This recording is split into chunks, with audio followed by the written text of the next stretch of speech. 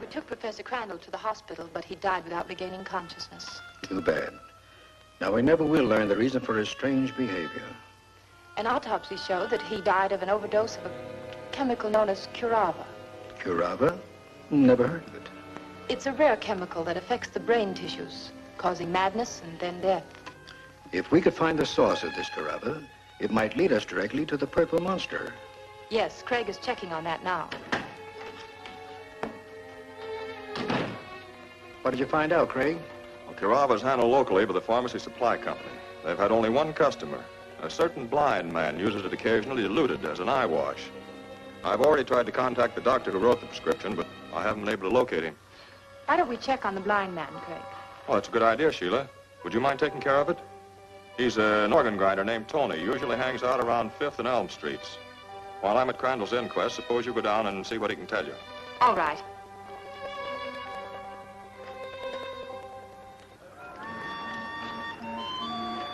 Is your name Tony? Yes, it is. I understand you've been using a chemical solution for your eyes. Something known as curava. What about it? I'm merely interested in locating the doctor who prescribed that treatment. Oh, his name is Morley. He lives at 859 Pine Street. Thank you.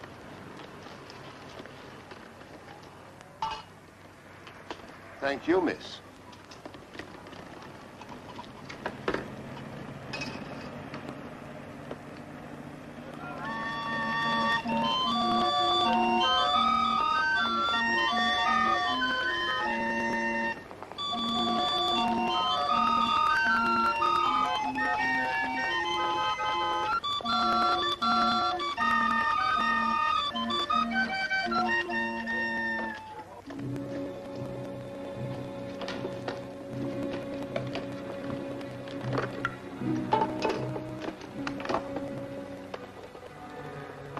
Calling HQ. T calling HQ. This is HQ. Go ahead. Some girl was just here, and she was trying to pump me about the curava. So I sent her to Logan's place on Pine Street. Good. We'll be there before she is. Get in touch with me if anything else happens. Right. Must be that Layton girl snooping around. Very likely. If it is, when she comes to Logan's place, you'll walk right into our hands. Come along, Garrett.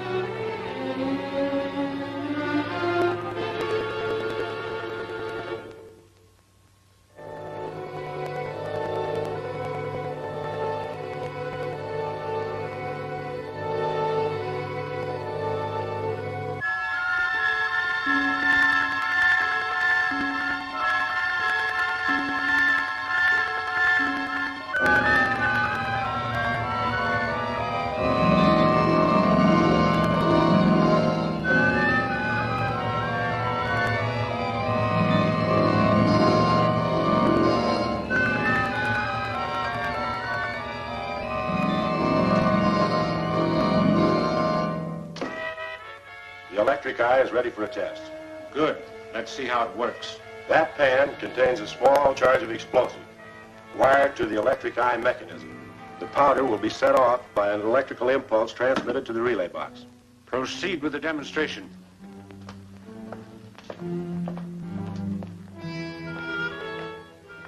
Watch the door. The girl may be along any moment. Power beam is on now. That establishes a contact between the electric eye lenses mounted in this door frame. Watch what happens when I walk through the door and break the contact between the lenses.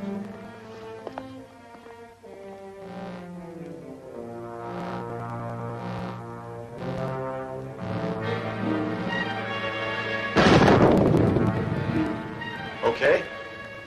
Excellent. This should prove invaluable to me. Girl's coming. Let her in.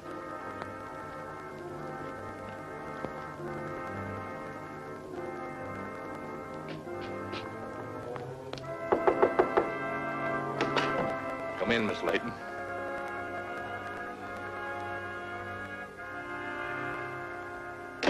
Straight ahead.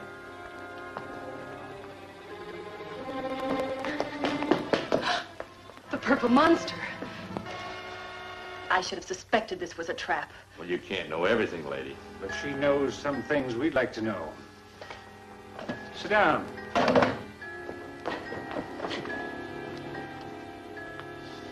I understand you've shown an unusual interest in Curaba. Just how much do you and Foster know about it? I'm not talking. I believe you'll change your mind. Tie her up, Garrett, while she thinks it over. I'd advise you to let me go. Craig Foster will never stop searching until he finds me.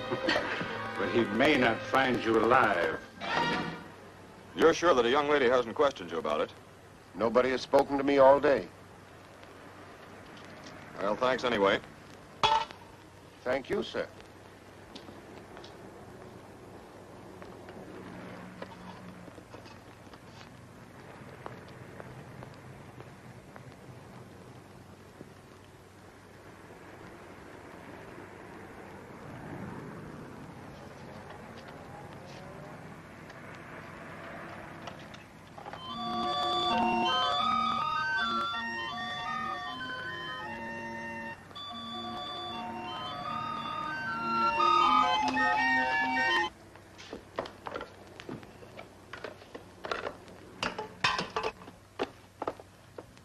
Calling L7. T calling L7.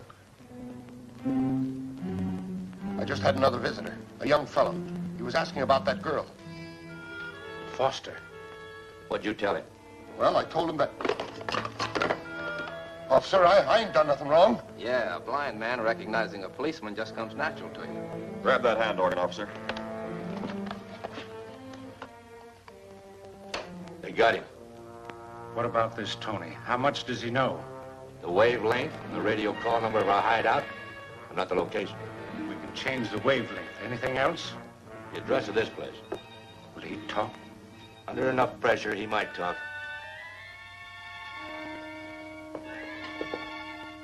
Come on, out with it. Who were you talking with on that radio? I tell you, I don't know. I've never seen him. Look, mister, the men you're involved with have several murders to answer for. You better remember that. You might be seriously implicated. All right. His name is Garrett. Where can I find him? He's at a small house at the edge of town. 859 Pine Street. Take this man in for further questioning. I'm going to that house.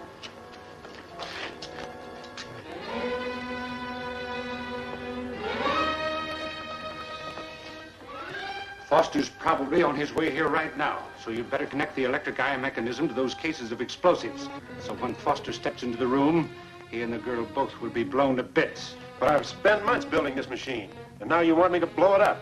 It's better than leaving it here for Foster to find. We certainly don't have time to move it, so get busy.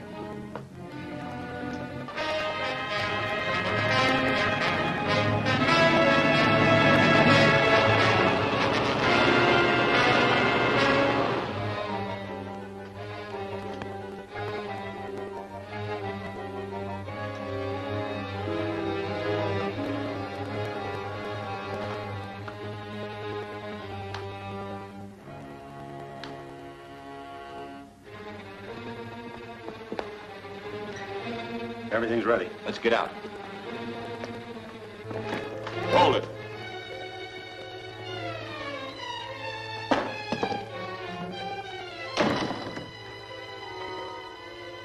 Where's Sheila Layton? How do we know? Let's take a look in that other room.